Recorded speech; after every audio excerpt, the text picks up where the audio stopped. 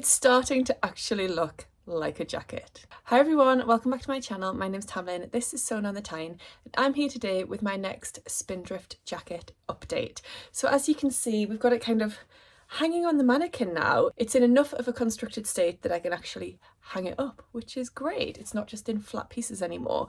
So I left you having just bias bound the hood, and thank you for your wonderful comments on that video. I had so many really lovely comments about the finish on the hood and how people really enjoyed seeing that process and that it really helped them, and that it gave such a neat finish and they would consider using that finish in future too. So thank you all so much. And also a big thank you to Debbie, who left me a super thanks on that video. There's a button underneath the video where you can click, and it's like a way of thanking your content creators that you enjoy watching, and it gives them a little donation towards their channel or towards whatever they want really. So yeah, I really appreciate it, Debbie, thank you so much. I did want to read one comment out this time, and it's from Lisa Danielle Sews, who said, "Hi Tamlyn, listening from the USA. So interesting to hear about the sewing community in the UK and to learn about your resources for patterns, fabrics, notions, etc. Also love when you share the earrings that you match to your makes. Would love to know about your nails and how you come up with the cute designs all the time. The slower pace is like a breath of fresh air and you are a ray of sunshine." So that was such a lovely comment. Thank you so much. So first of all, yes, I love earrings and I tend to usually match them to what I'm wearing. Today I've gone a little bit rogue, so I'm wearing a pair of hoops that came in the Jazz and Wow advent calendar, but they came as the green flower that you can see there. And then on another day you got the little blue hoop charm, and I think the idea is that you wear them either the blue or the green. However, I thought they looked quite cute together, so I've just put them both on the same hoop. So Bex, I hope you don't mind that I've sort of changed it up a little bit and just worn them both together.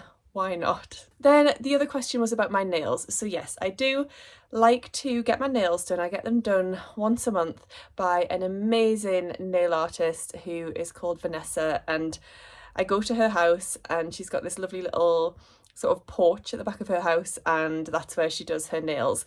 And I tend to go with an idea of what I want or a few different ideas, and she'll mesh them into one idea. So I'll just go on Instagram and search nail inspo, and if I've got an idea of what I fancy, for example, this was Valentine's themed, I just typed in Valentine's nails 2025, I think, and just searched through the ideas, and then any that I really liked I saved, and then in my saved folder in Instagram I just had a few different ideas, and I sort of picked a few different nails from the different ideas and we just combined them into one set. So for these ones I went for this like red and pink stripe on 3 of the nails, then I had this half and half heart, and then this cute little smiley heart, and then on the other hand we had the stripes but the other colour combination, this half and half sort of yin and yang heart, and then again some little smiley dudes, some little smiley faces on this one. So yes, these are definitely ready to come off now. You can see they're growing out, but I've got my appointment in 2 weeks time, so I need to last a little bit longer with these. No, maybe not 2 weeks, just over a week. So we'll see what I go for next time. But Vanessa is amazing and can do basically anything that you ask her to do. She's such a good artist, so I always like to go with some really fun ideas. So I have actually done a few little steps since I last saw you. I know, it's naughty, isn't it?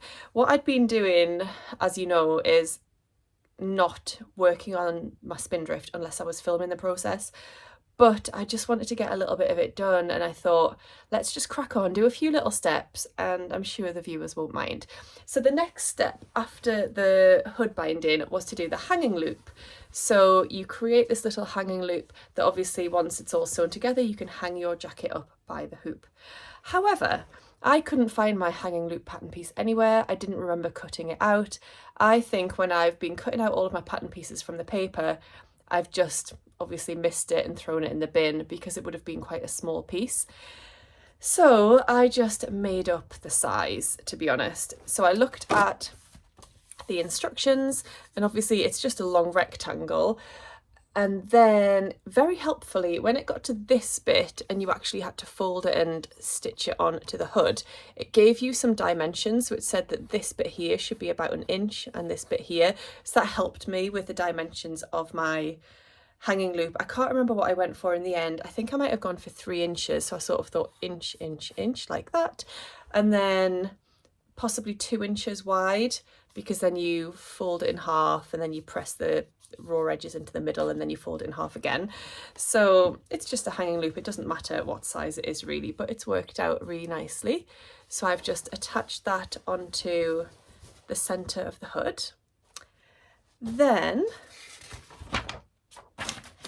the next step was to, with right sides together, pin one of the yokes to the jacket back, sew it on, and then grade the seam allowances of the jacket part and then press the seam towards the yoke. So that is this piece here. So this is the yoke and this is the back. And you can see there where I graded the seam allowances and pressed it that way. Then the next step was to join the front and the back at the shoulder seams, which I've done, and again graded one of the seam allowances and pressed towards the back. So that's how we now have a front and a back that is all joined up. It was quite exciting when I got to that point because I could actually join it together and start to visualize the jacket, which was amazing.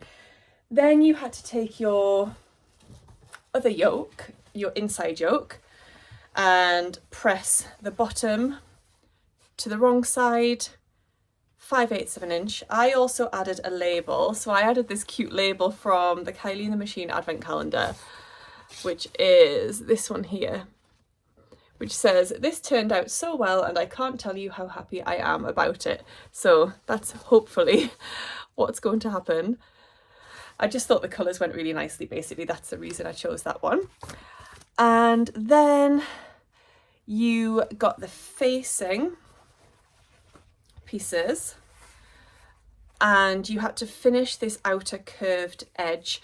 So what it said was to press that raw edge over by 3/8 of an inch, and it said it can be helpful to finish these with an overlocker first or a serger. So that's what I did.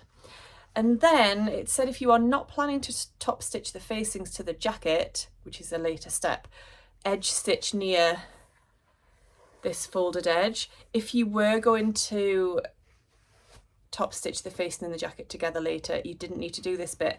I couldn't decide, so I thought the best thing to do was to just do it anyway, and then if I want to top stitch it to the jacket later, I can do. It'll just mean I've got 2 lines of stitching on my facing, but that's absolutely fine. So yeah, I thought it was best to do that. And then you had to attach your facing pieces to your yoke, which is what I've done here. Grade the seams and press them towards the yoke. So yes, we're doing well. We are doing well. So this is where I'm up to.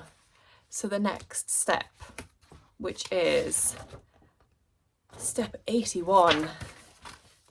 Let's have a look. So these steps are going to show it as if we were adding a collar, but it says the steps are just the same if you're adding the hood. So I'm going to go and do this on the floor and put the overhead camera on so you can see exactly what we're doing. But basically we're going to be attaching the hood to the jacket, and then we're going to be attaching the yoke and facing to that. So let's go and do that now. So we're going to place the jacket right sides up.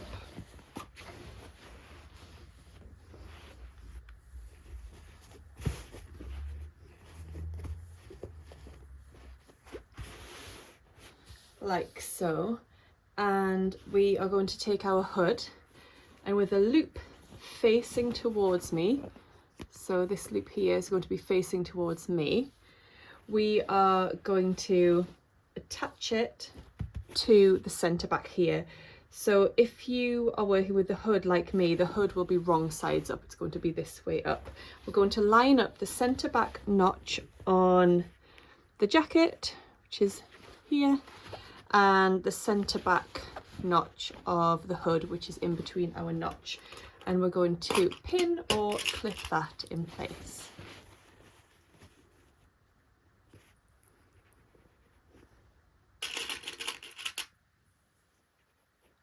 Then we're going to match our other 2 notches on the hood with the shoulder seams. So we've got a notch here and we've got our shoulder seam here. So we're going to match that up. And then we're going to match the ends of the collar with the notch on the neckline of the jacket. So you can see my notch here. So I'm going to match that up like so.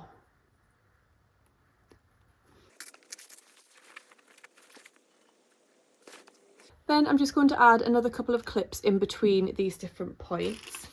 And then we're going to go over and baste this together on the sewing machine at a 3/8 of an inch seam allowance.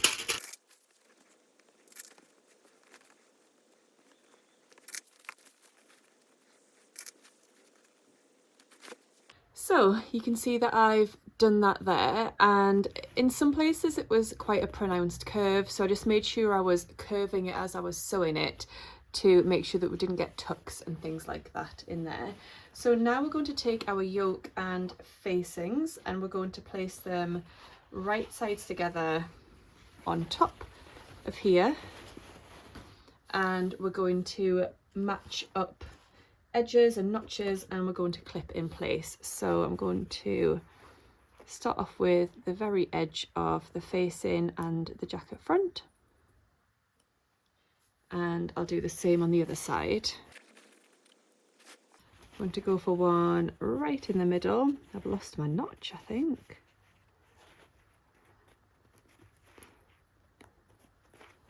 And there, going to go for the shoulder seam, matching up with the notch there. And the same on this side.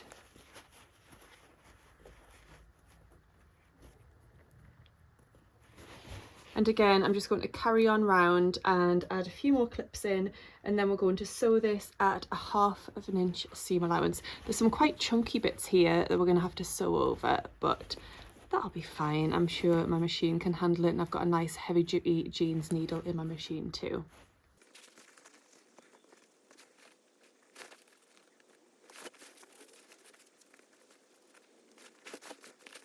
So I've done that step and it's starting to really come together. I know I keep saying that, but it really is. So yeah, things are like all joined up, which is ace. So the next step is going to be to grade those seam allowances, because I mentioned there are some quite chunky bits, you know, where you've got the hood joining on to the two, like the front of the jacket and the face in there.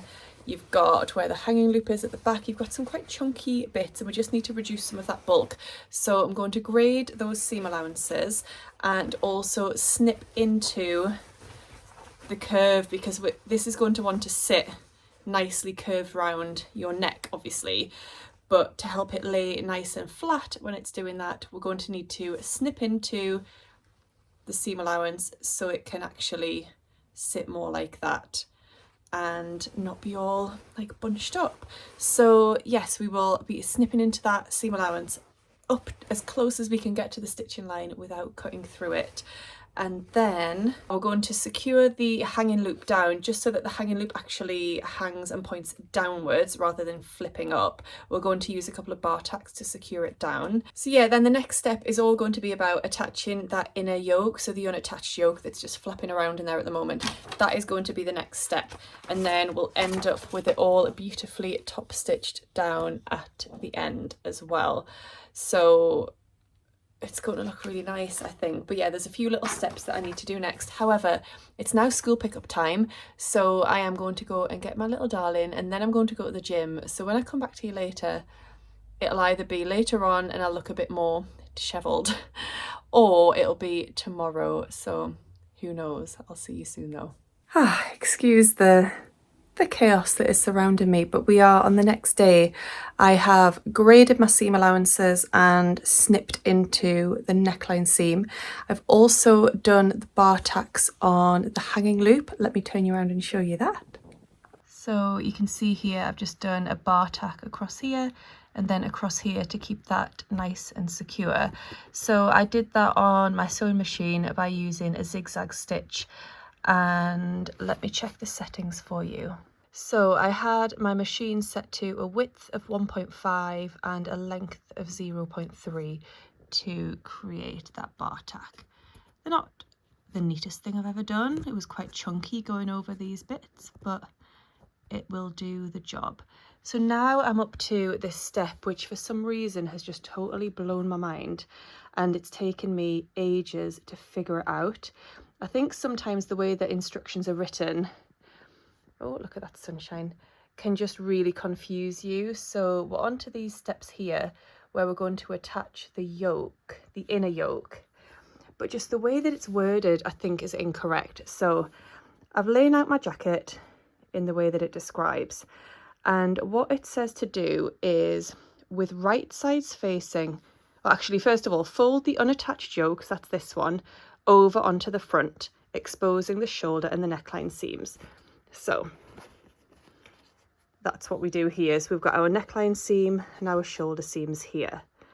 Then it says, with right sides facing, line up the shoulder seams of the unattached yoke with the shoulder seams of the jacket. Pin in place and sew using a 5/8 of an inch seam allowance. So to me, right sides facing, this is the jacket and this is the back yoke. So I think it should say that the back yoke and the inner yoke need to be right sides together, because we're going to sew along this seam here, aren't we? So then actually this inner yoke and the jacket are not right sides together. So it's just really baffled me for ages, because I don't think that's described very well, and I don't think the diagram is hugely clear. So yeah, it just kind of confused me, and then in the end I was like, just go with your instinct rather than trying to figure out what they mean. So yeah, I'm going to line this fold up with this seam here.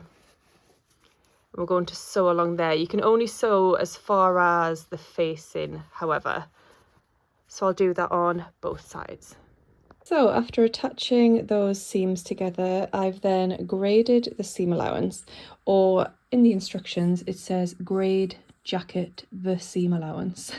I'm always a little bit surprised that grammatical errors and spelling errors and things like that make it through all of the testing process. I'm a bit of a stickler for it, I guess, whether it comes from me being a teacher in a previous life, I don't know.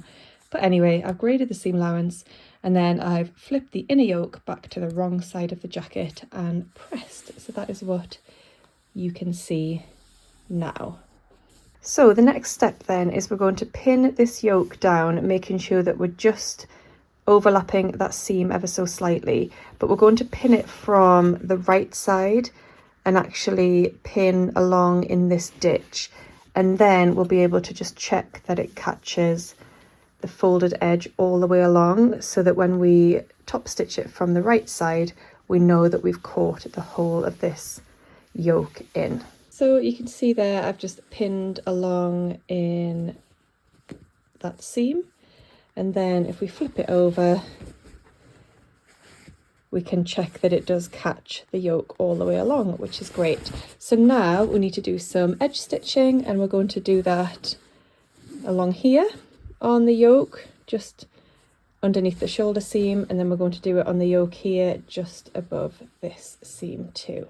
So I've done that edge stitching. I actually had to change my needle because I just started to suspect that it wasn't piercing the fabric as well as it had been, and then it bent my needle. We are going through like a lot of chunky layers making this jacket, so I'm not surprised. It's the first time I've had to change my needle since starting the jacket, so I don't mind that, and now it's sewing much more beautifully, which is lovely. So I have opted for just one row of edge stitching. It does say that you can do two, and if you remember, I did opt to do two on my pockets, but I'm just going to keep that as a feature of the pockets and not on the rest of the jacket. I didn't do it on the hood, so I thought on the yoke I'll just stick to one as well. I am going to leave it there for today because my brain is starting to get a little bit frazzled. I feel like I need to step away and have a little bit of a break from this. But I just put the jacket on because I started to worry. I don't know if you get like this. I started to worry that after all of this work, I might not like the end product.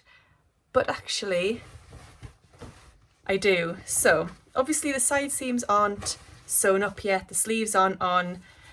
The next step is going to be to attach the facing, but if I just put it on, you can get a bit of a vibe for how it's going to look. So obviously we'll have our side seams under there, but I'm thinking that I'm gonna love this jacket. It's going to look really, really cool.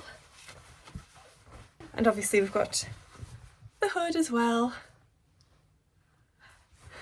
So yes, I'm going to leave it there for today, and oof, look a bit of a mess now, and for today's update. So thank you so much for joining me. As always, if you want to ask anything, drop it in the comments down below. I'd love to hear from you, answer your questions, respond to your comments, etc.